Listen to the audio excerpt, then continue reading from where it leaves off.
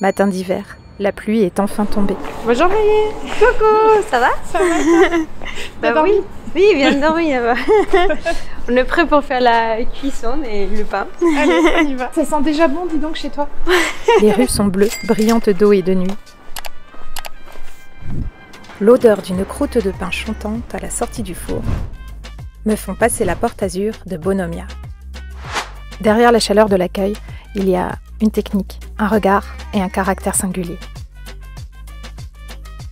Meryl. J'avais plutôt envie de commencer par un savoir-faire plus global et de ce qui est aussi plus utile que des gâteaux. Les couleurs ocre, la farine volant, les mécaniques rassurantes du pétrin. Il y avait Maïe, Diane. Elle était trop cool, trop sympa. Je lui ai dit, est-ce que je pourrais venir ici l'année prochaine? Des mains concentrées, absorbées par la matière. On Mégane. fait tout maison, tout est bio. C'est ce que je retrouve dans une bouchée de pain de Bonomia. On est une équipe assez féminine. Maîtrise, exigence et joie. Elle me fait rêver Maïe.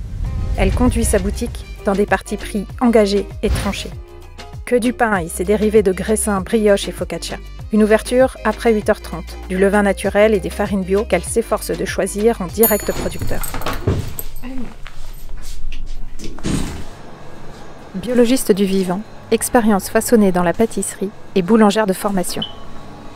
Là, je vois qu'il y a toutes mes choses qui sont bien, la pâte. Maïe s'attache à l'essentiel voilà, avec le pain. brioche. Ouais, donc là, il faut mettre ça à cuire. Que là, on va s'échanger pour commencer la vraie journée.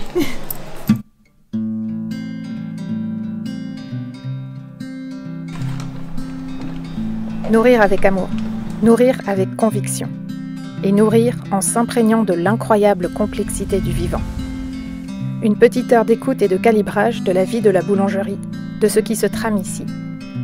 Le murmure des fermentations, la température dégagée par les murs, la présence des objets roulants, d'inox et de tissu.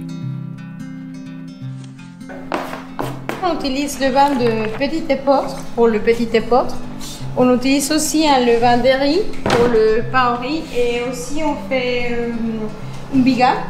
Un biga, c'est une espèce de pouliche pour la focaccia. C'est pour avoir plus de... pour que la focaccia soit plus goûteuse. Donc, mais sinon, on utilise un levain de blé dur. Tu as un laboratoire qui est ouvert. Oui, je voulais faire quelque chose comme ça parce que je trouve que c'est important que les personnes puissent voir en fait ce qu'on fait.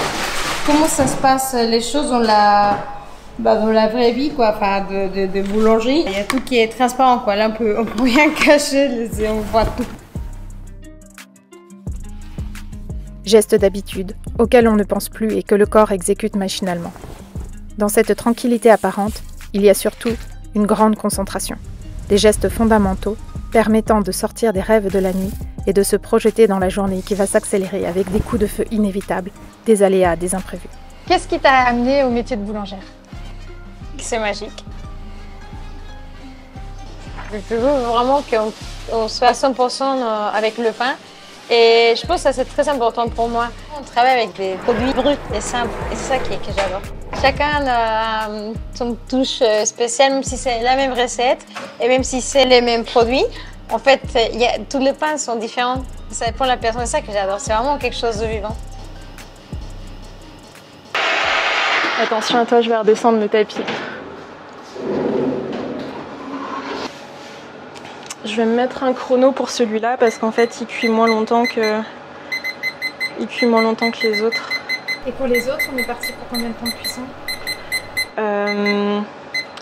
Environ 1 heure en fait, ça dépend dans quel four ils sont, de comment les fours sont chauffés, si tous les fours sont pleins ou pas. Hop. Qu'est-ce que tu fais?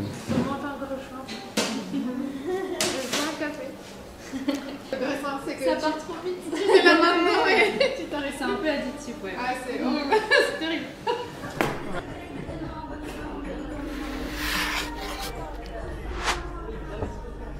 Maïe s'intéresse au blé comme s'il pouvait lui parler. La première fois que j'ai senti le vrai pain au levain, les servantes qu'il y avait dans ce pain-là, et comment ça croustillait et les goûts, c'était quelque chose qui m'a vraiment marqué. Et aussi, quand j'ai fait mon stage, c'était de travailler avec les blés anciens. Il fallait faire toucher la pâte, les faire de la sentir, de voir comment... Ouais, il était tout plat et puis on le mettait dans les fours et bouc, ça développait. Enfin, moi, c'est des choses que j'étais waouh. Enfin, c'est ça que je veux faire. Enfin, c'est travailler avec ça, avec la pâte, avec mes mains. Je pense que c'est très important, les processus en fait qu'il y a dans la pâte, toute la chimie. C'est un peu cette branche qui est dans moi d'être un peu étonnée par tout ce qui arrive ici à la boulangerie. Et c'est très complexe en fait. La boulangerie fête ses 1 an, mais au début, avec Mégane, elles ont dû apprendre à maîtriser les caractéristiques du lieu et les contraintes extérieures. On a fait quelques semaines de tests. C'était surtout pour trouver la bonne recette et le bon process pour que ça lève bien et que les pains soient jolis. On a vu une différence entre cet hiver et cet été où il fait beaucoup plus chaud l'été. Donc les temps de fermentation doivent être réduits. En fait, on fait des tests tout le temps, quoi. Et puis j'ai vu tout à l'heure, vous goûtez le pain et Maï était devant, tu l'as goûté et tout ça. Et tous les jours, vous allez vérifier? Non, pas forcément, mais il faut goûter de temps en temps quand même. Maïe se pose énormément de questions d'éthique concernant la provenance des produits. Ça vient de 40 minutes d'ici de Lyon. Et honnêtement, c'est pas évident de trouver ces petits producteurs. Aussi, ils sont pas beaucoup de rendements. Donc ça aussi, c'est important à savoir. Et ouais, c'est vrai que je pense que quand tu veux vraiment faire un lien en direct, c'est compliqué parce que comment je vais ramener une tonne de farine ici? Il y a plein de choses en fait qu'il faut prendre en compte.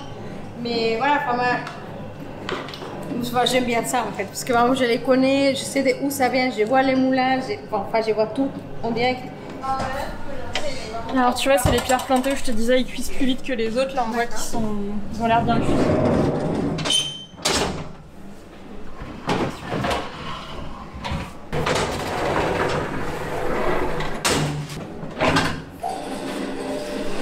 Là, ils sont bien cuits.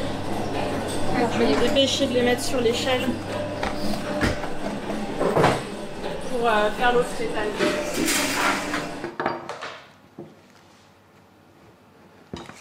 En tout cas, c'est ça, c'est des la paxon, c'est un pain paysan. Et là, tous les sons, il a des arômes. On sent, tu sais, le levain, on sent vraiment. Je ne dis rien car je voyage. Dans ma tête, je laisse remonter les sensations. Il y a des notes de noisettes, mais ça, c'est le type des farines. Elle me porte vers des univers proches et inconnus. Du miel aussi.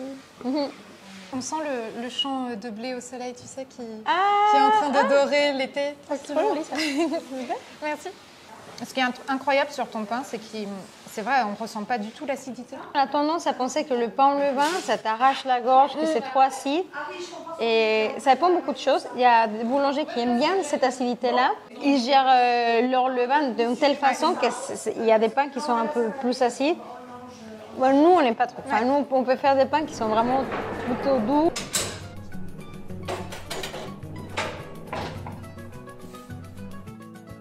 Ouvrir un commerce à la Croix-Rousse, c'est un loyer, des investissements, une projection du quartier.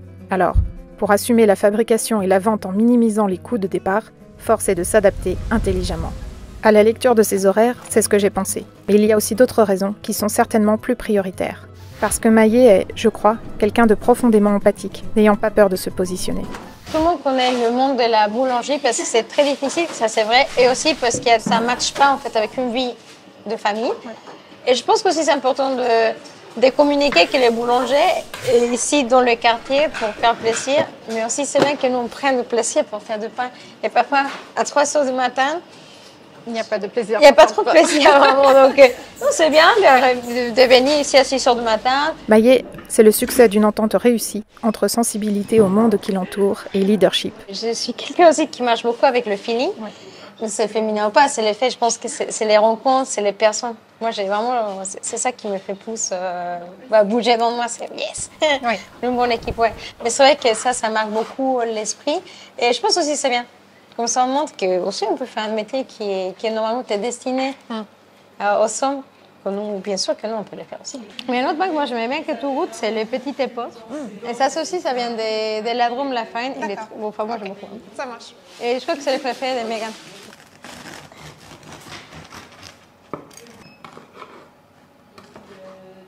Merci. La farine de la ferme Bouteille, en fait, c'est une farine qui est ultra complète. Donc, en fait, quand on prend la farine, on voit vraiment le son, on voit tout.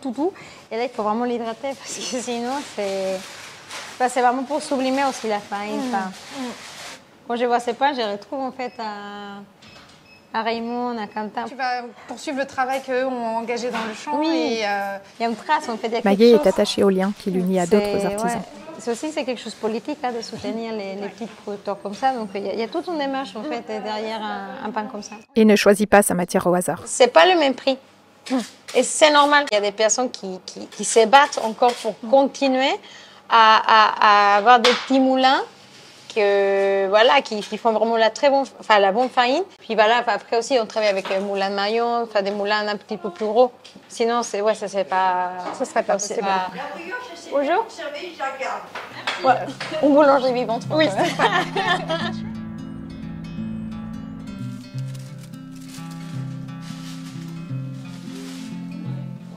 en fonction du lieu, de l'humidité. Tu te rappelles de ma question parce qu'il faudra Ouais, je vais essayer. trouver la réponse après. C'est une pause. Bonjour. Le suspense est insoutenable.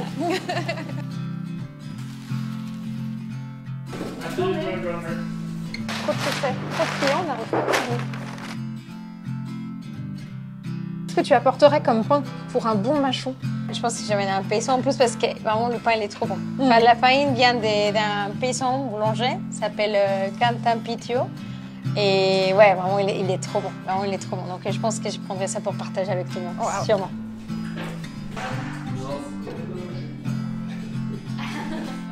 Au Mexique, on dit que quand tu te sens triste ou heureux, il faut manger du pain. En gros, il faut manger. Il faut manger tout le temps. Beaucoup de sourires, beaucoup de partage, beaucoup de bon pain, plus de pain. C'est ça que moi je veux pour mon nom ici à très longtemps. J'espère que ce temps passé avec Maillet vous a plu. Un petit retour, waouh, ton pain, j'ai adoré, je l'ai mangé avec ça, c'était génial, je l'ai fait découvrir à un tel, il a adoré ça. Ben, pour les artisans, c'est un super retour, ça donne de la motivation, ça donne de la foi pour continuer parce que ça reste des métiers qui sont éreintants. Des métiers en fait où on se donne complètement à sa matière juste pour le plaisir de bien manger et de se nourrir, ce qui nous réunit tous finalement. Il y a aussi un blog avec lequel je vais un petit peu plus loin pour parler des souvenirs culinaires et aussi des produits, de la façon de les consommer, de les manger et de se rendre compte de toute la face cachée de l'assiette. Allez, je vous dis à très vite. Salut!